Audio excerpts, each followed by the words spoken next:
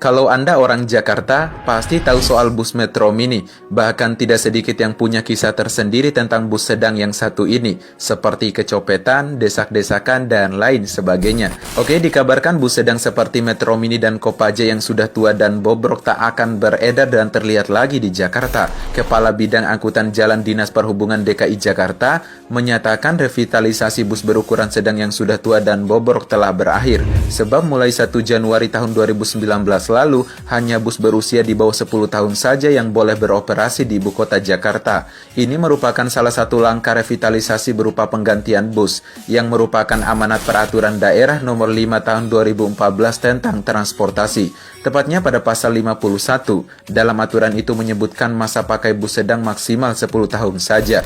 Hal inilah yang memaksa operator bus sedang seperti Metro Mini dan Kopaja harus meremajakan angkutannya agar bisa masuk dalam program Jaklangko. Kalau tidak, bus seperti Metro Mini dan Kopaja tidak akan terlihat lagi mengaspal di jalan ibu kota Jakarta.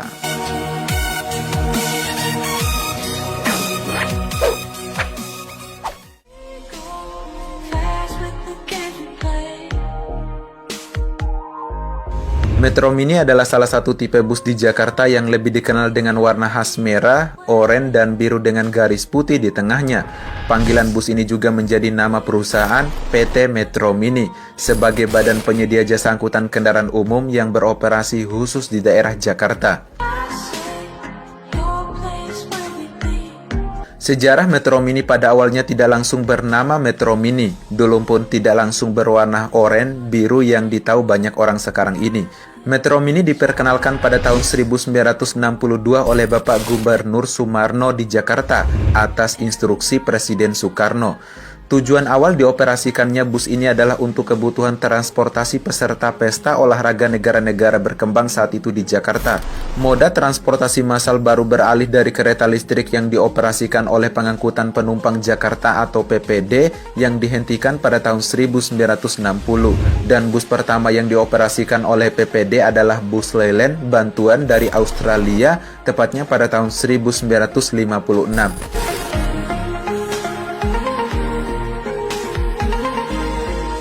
Selain bus PPD, Jakarta tidak memiliki transportasi umum secara resmi, di mana Opelet adalah kendaraan angkutan massal selain bus PPD pada masa itu. Pada awal operasionalnya belum ada manajemen yang dibentuk untuk mengelola bus-bus tersebut, dan Metro Mini dikenal dengan sebutan bus merah.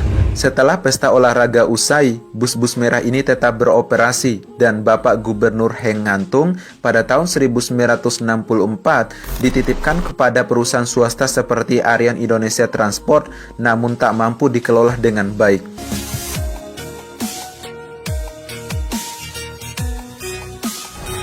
Pada tahun 1976, PT Metro Mini didirikan bersama dengan Koperasi Angkutan Jakarta atau biasa disebut dengan Kopaja untuk menaungi 152 orang yang mengoperasikan 313 bus sedang atas instruksi Bapak Gubernur.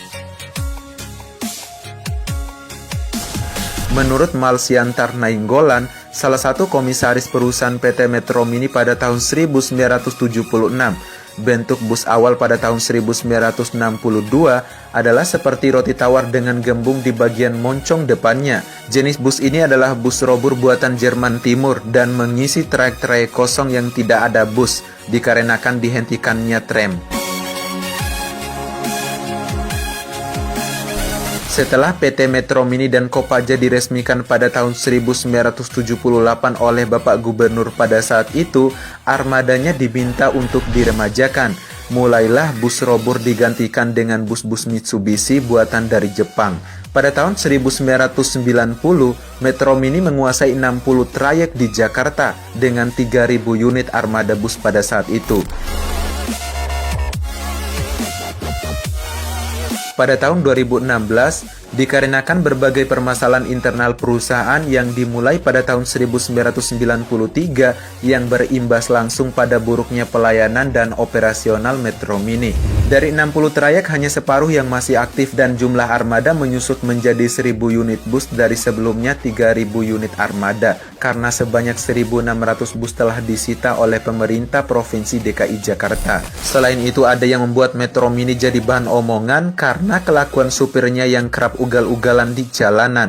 Selain itu, supir bus bodoh amat walaupun bus sudah overload sehingga kerap ditemui penumpangnya yang naik di atap hingga gelantungan di pintu. Kondisi bus juga banyak yang sebetulnya tidak layak jalan dengan seringnya ditemui unit yang kacanya bolong-bolong, panel instrumen yang tidak berfungsi, hingga sumber polusi dengan asapnya yang hitam pekat. Tapi bagaimanapun juga Metro Mini pada masa jayanya jadi moda transportasi segala kalangan, dari pegawai kantoran dengan kemeja rapi, pedagang, supporter Persija, hingga pelajar yang pulang pergi ke sekolah, dan masih banyak lagi.